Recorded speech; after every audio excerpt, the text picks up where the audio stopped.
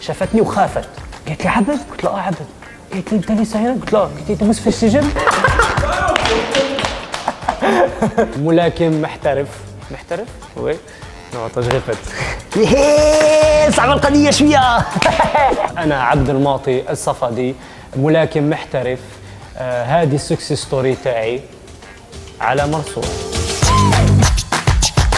أنا من ولد هنا في مونريال، أبويا فلسطيني، أمي مغربية. لما رحت المدرسة في الأول كنت في مدرسة عربية. أنا كنت واحد مشاغب في المدرسة، عشان المدرسة العربية مش لازم تكون مشاغب، لازم تكون 100% كل شيء تكون تمام، ولكن أنا كنت واحد مشاغب، بحب أتضارب، بحب أركض. طلعوني من المدرسة عشان أكون بتضارب دايماً.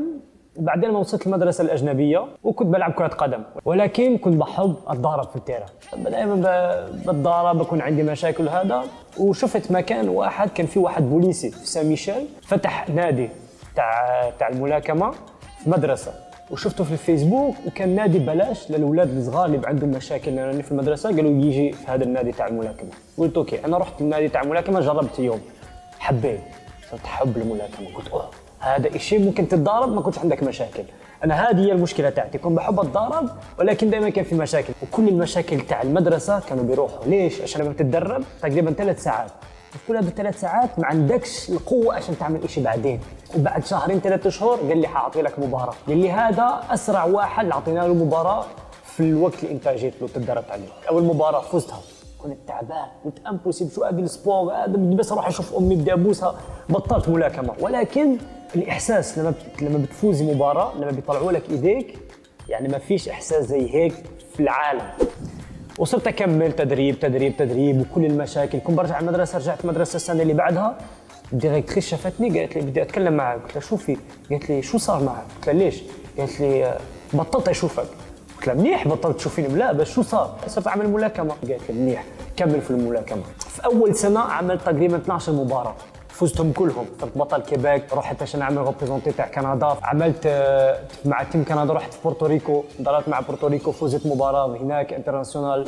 انا في الملاكم اماتور عملت تقريبا 41 مباراه، خسرت في 41 مباراه خسرت 5 مرات. بس الشغله لازم الناس يعرفوا، الناس بيخافوا كثير من الخساره، ولكن مرات الخساره بتجيب لك شيء احسن. انا لما بلشت كنت عندي 12 مباراه فايز فايز فايز فايز فايز فايز، وكان الطعم تاع الفوز ما كانش نفس الشيء. لما خسرت مره واحده يعني تفاجأت بالخساره، وصرت اسال لحالي ليش خسرت. ودائما لما بتخسر تتعلم وبتكبري اكثر. في تعليم، تفوز بتتعلم، تخسر بتتعلم. وهذا رحت بروفيشنال في الملاكمه، ولقيت عندي 3 مباريات، و3 مباريات فزت فيهم. كنت زمان بشوف ملاكمين كبار هيك، كنت بشوفهم بقول يا ريت اكون زيهم. واليوم الحمد لله احنا ولينا اصحاب، انا وهذوك الملاكمين اللي كنت انا بشوفهم وكنت بفتح تمي قدامهم، لقيت احنا ولينا اصحاب. وايش نكته حلوه، كان انا لقيت اختي الصغيره هي في المدرسه العربيه اللي كنت فيها. مره رحت اجيبها من المدرسه، وشافتني الديريكتريس اللي شدتني من المدرسه، شافتني وخافت. قلت لها ليش بتخافي؟ قالت لي عبد؟ قلت لها عبد. قالت لي انت لسه هنا؟ قلت لها قلت لي انت مش في السجن؟ لا مش في السجن. ليش؟ قالت لي انت بتحب واحد ثاني. كنت مثل عارف، بس يعني كنت لقيت صرت واحد منيح وبعمل ملاكمه وبعمل سبورت. كيف كان انه انا كبرت بجنسيه مختلفه تاع ابويا وامي، عشان ابويا فلسطيني وامي مغربيه. الاكل كان شويه صعب. ليش؟ عشان انا بحب كل شيء فيه عصير، اللي فيه زي المغاربه اللي بياكلوا، انا بحب هذا كثير. ولكن ابويا بيحب كثير تاع الفلسطينيين، وانا الفلسطينيين ما بحبش كثير الاكل تاعهم. ولما امي بتعمل اكل لازم تعمل 2، فلسطيني ومغربي. النصيحه اللي ممكن اعطيها للاهل شفتوا، انه لما عندكم واحد ولد صغير وبتشوفوه قاعد واحد عفريت ولا واحد بيتحرك كثير، حطوه الرياضه. ليش؟ تضلك في نفس الطريق المستقيم وما بدكش تروح يمين ولا يسار. الشغلات اللي مش منيحه للصحه ولا هذا حيكونوا بعاد منها. النصيحه اللي ممكن اعطيها للاولاد الصغار، انه اذا بتروح تعمل شيء وانت في راسك ما بدكش تكمل، ما تروحش. اذا ما بدكش تعطي حالك شيء 100% ما تعملهاش. إذا بتدخل في شيء ادخل 100% أو ما تدخلش بالمرة.